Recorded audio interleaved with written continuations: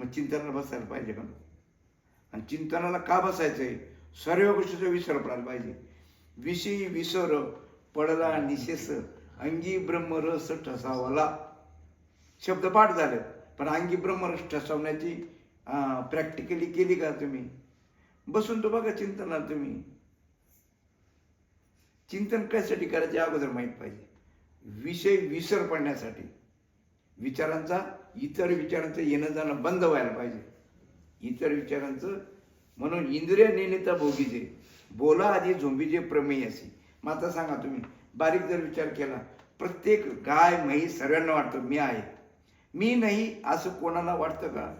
दाट अंधकार आहे, दाट अंधकारामध्ये काळाकुट्ट माणूस उभा आहे, त्याला जग दिसत नाही, जगाला तो दिसत नाही, पण तो नाही असं त्याला असा भ्रम झाला कधी? तो आहे तर आठवण आहे का? जाऊ दे, तुम्हाला पोहता येत असेल ना, तुम्ही अशी विहिरीत बुडी मारा. विहिरीत बुडी मारल्या खाली पाण्यात गेल्यानंतर तुम्हाला जग दिसतं का? बरं, वरत्या लोकांना तर तुम्ही पाण्यात दिसतात का तुम्ही? पण तुम्ही नाही असं तुम्हाला कधी भास होतो का? मग तो कोण? त्याला तर ओळखायचं आहे ना. इंद्रियाच्या मार्फत ओळखू येणार नाही तो.